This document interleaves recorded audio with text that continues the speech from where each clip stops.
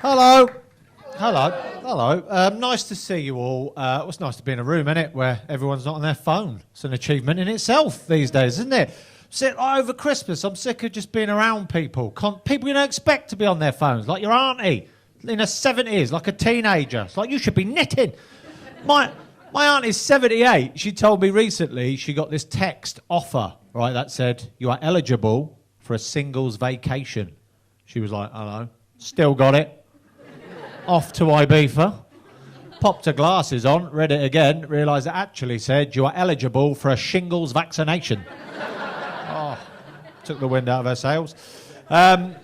So, anyway, yeah, had a good day today. Well, it was all right. I was with my kids. I took them to the park. The hours I spend in parks and play areas. How good are parks now compared to the rubbish we had when we were kids? Oh, they're like wooden fortresses now. There's drawbridges, tunnels going through the side of a hill. All the floor, black rubber matting. They fall off a swing. They just bounce onto a slide. The other week, my 7-year-old had the nerve to say he was bored. I said, bored? You got a zip wire, you little shit. It's like Tom Cruise in Mission Impossible. So when I was a kid, all we had in the park was broken glass and sex offenders. That was it. That's why we're better at hide and seek. It's a fact, kids are shit at hide and seek now. No incentive. But the other week, I saw a man in the park in flip-flops. Oh, you seem fine with that? Flip-flops in December. Right, as a nation, we need to agree on a flip-flop cut-off date. I don't know when November the 12th, after that, you're not allowed to wear flip-flops. They're for the summer on the beach. They're not for Tesco's Express mid-December. And I can sense already there's a bit of attitude from a few of you. I know there's some flip-flop wearers in here. Winter wearers looking at me like, what's your problem, mate, eh? I wear flip-flops in the winter. Slip them on. I'm cool. I'm casual. You're not. You're too lazy to put socks and shoes on. So we've all got to look at your hairy, veiny feet, have we? It's the equivalent of going out in public with one ball hanging out. The only time I like seeing a man in flip-flops is at the urinals, at the service station toilets. It's like, I've had a long journey and 3 coffees. You are about to learn a valuable lesson. I can't wear flip-flops. I worry too much what people think. I do generally. I constantly worry what people think. It's no way to live your life. I mean, recently this happened, right? You know the charity workers who stop you with clipboards, try and sign you up for a charity, get your direct debit details. Now, where I live, they go door to door. They knock on your door. And the problem, as we all know, when you try and politely say no to a charity worker, what you might say is, I'm very sorry. I've already got direct debits for charities. There's only so much I can afford a month. I'm sure it's a worthwhile cause. All the best in your charity. That's what you say, but in your head, it feels like, what's it for? Starving kids? Fuck them. That's how it feels, doesn't it? I can't do it. I can't do it.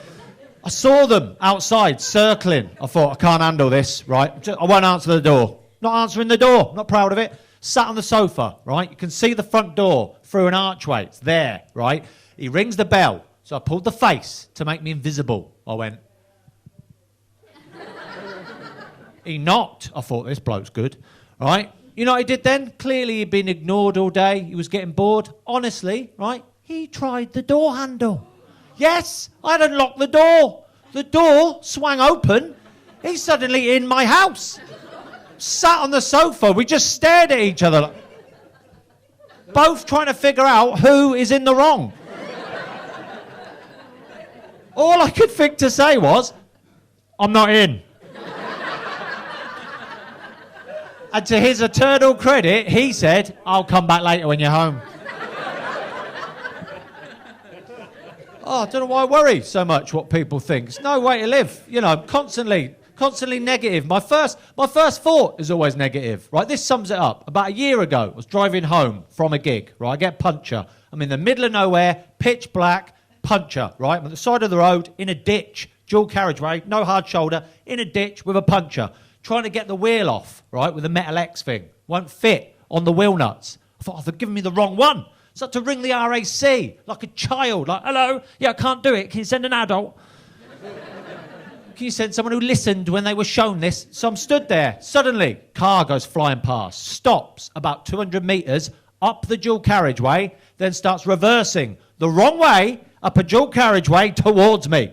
I shit myself. Well, reversing sounds aggressive, doesn't it? Reversing is like...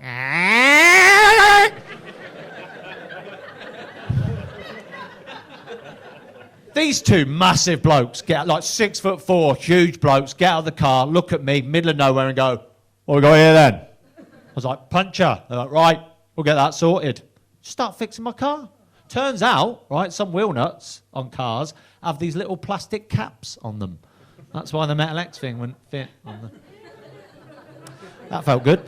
Anyway, fixed my car in 5 minutes. Turns out they were soldiers. There was an army training base down the road. They'd been out doing stuff, drove past, saw a man down, came back for me. This is the best bit, because they were soldiers. When they left, one of them said to the other one, come on, let's move out.